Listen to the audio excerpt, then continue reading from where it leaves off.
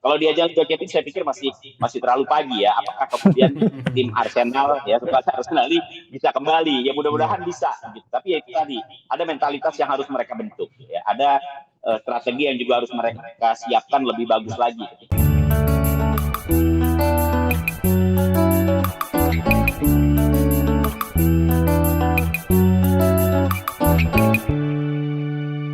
Selamat pagi, Bung Kesit. Apa kabar? Halo, selamat pagi Tommy, Bro Pur. Kabar baik? Sehat Mas Kesit? Alhamdulillah. Alhamdulillah. Maaf kita ganggu tanggal merah Mas Kesit ya. Soalnya bola kan nggak ada berhenti. Benar. Mainnya tanggal merah Yes. semua ya, Sabtu Minggu.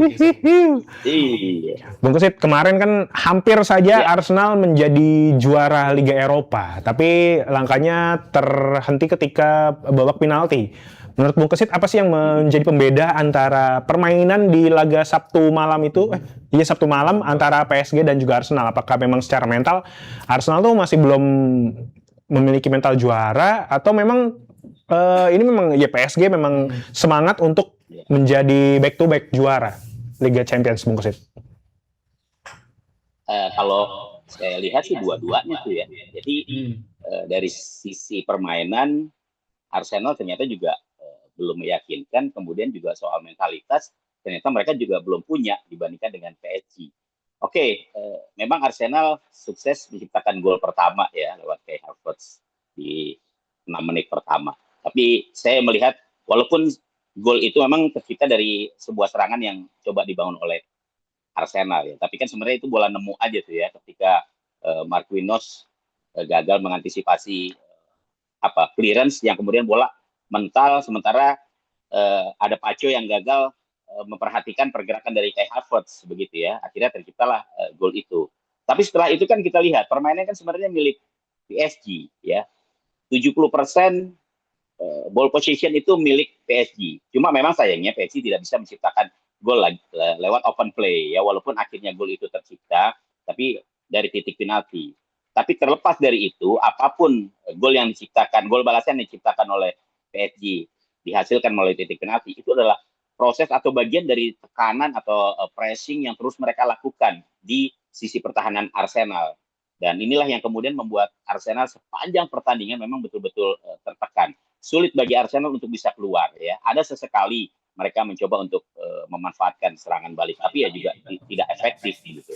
Jadi kalau dari sisi permainan memang Arsenal kalah. Selain itu juga mentalitas ya. PSG memperlihatkan itu. PSG memperlihatkan bagaimana sebuah tim ya dengan kombinasi permainan yang menurut saya lebih dominan, kemudian juga mental juara mereka yang memang sudah mereka kantongi, juara Liga Prancis ya. Kalau kita lihat terakhir mereka juara bertahan di Liga Champions, sukses menembus ke final.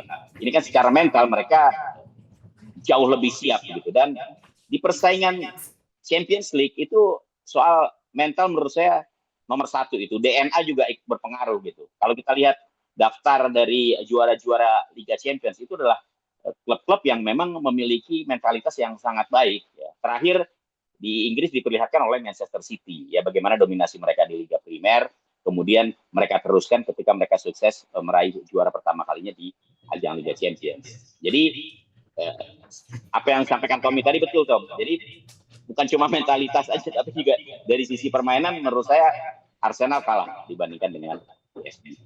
Kalau dari data statistik kan memang nunjukin PSG unggul segala-galanya Mas Kesit ya, ya kan? Sangat. Nah itu sebenarnya pendekatan yang dilakukan oleh Mikel Arteta udah benar belum sih Mas Kesit? Karena kita tahu dulu kan Arteta dikenal sebagai pelatih yang mengagungkan permainan terbuka ya, mungkin karena memang mentor kan Pep Guardiola ya. Tapi ya dia paham nih pola permainan seperti ini di era sepak bola modern udah nggak menghasilkan trofi lagi, dan terbukti kan ketika Arteta lebih pintar dalam arti lebih maksudnya nggak selalu bermain terbuka, dia suka suka mengkombinasikan lah dengan permainan pragmatis, dan hasilnya kan terbukti Arsenal bisa juara Liga Inggris, di Liga Champions juga mereka masuk ke final dan hampir juara. Tapi kalau di laga hari Sabtu malam kemarin, Mas Kesit, apakah pendekatan dilakukan oleh Arteta tuh udah benar untuk menerapkan pola permainan pragmatis, Mas Kesit?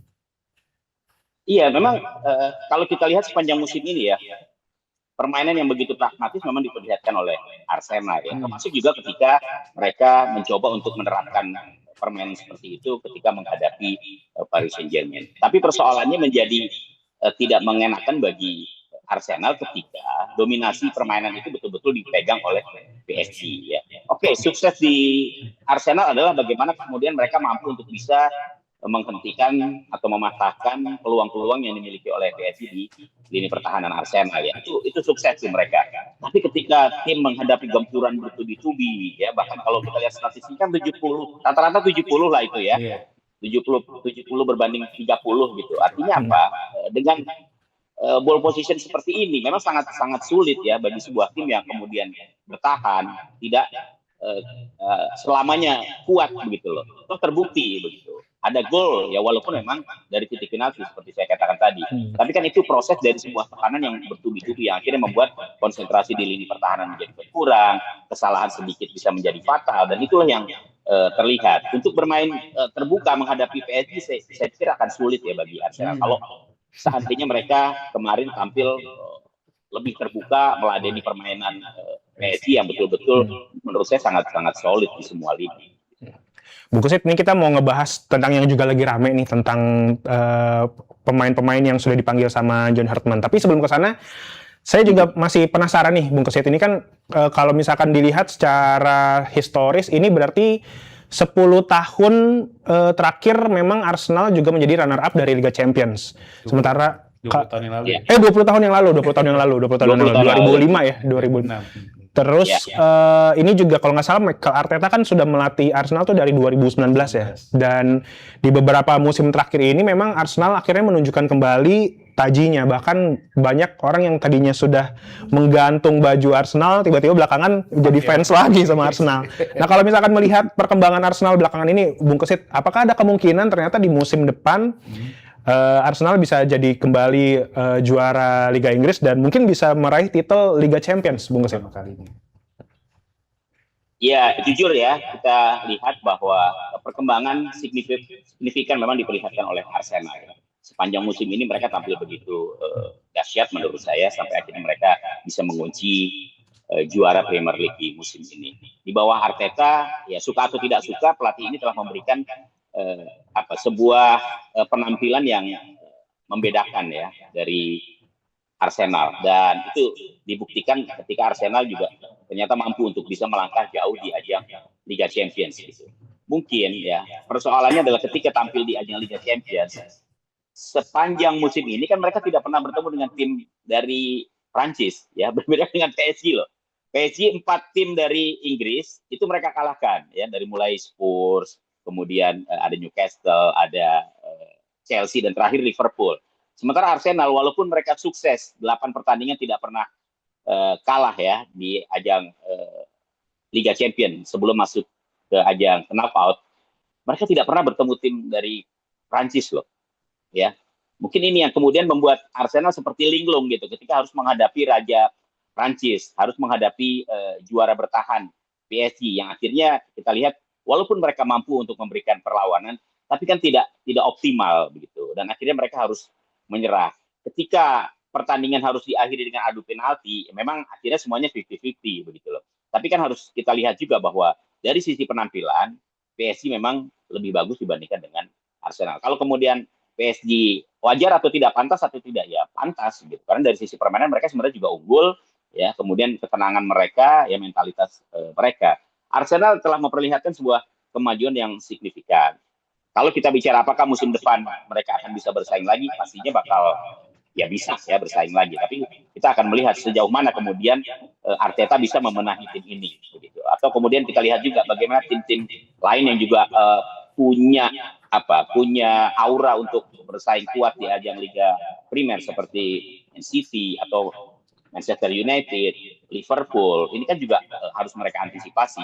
Ya. Kalau di ajang Liga Champions saya pikir masih terlalu pagi ya. Apakah kemudian tim Arsenal ya setelah Arsenal bisa kembali? Ya mudah-mudahan bisa. Gitu. Tapi ya itu tadi ada mentalitas yang harus mereka bentuk. Ya. Ada strategi yang juga harus mereka siapkan lebih bagus lagi ketika mereka harus bermain di ajang Liga Champions. PSG telah memperlihatkan dirinya sebagai tim yang mampu meraih back to back. Ya. Iya. Hanya Real Madrid yang bisa Betul. mencatat itu ya Hat-trick sepanjang lagi. Liga Champions. Ya, sepanjang Liga Champions digelar dari tahun 92 ya sebelum berubah begitu ya. Kemudian belum ada tim lain yang bisa mencatat itu. Jadi baru ada dua nih, wakil Spanyol Real Madrid dan Prancis PSG. PSG. Inggris aja belum pernah begitu ya, kecuali zaman Bahla. masih namanya antar klub Eropa begitu. Itu iya pernah ada begitu loh, ada Liverpool ya, ada Nottingham Forest ya kan. Tapi kalau sekarang kan sulit bagi klub-klub Inggris yang notabene walaupun musim ini mereka mampu menempatkan banyak tim ya, tapi faktanya ya mereka tidak bisa untuk bisa mendapatkan juara. Gak sempet baca? Dengerin aja, klik icon text to speech di okezone.com.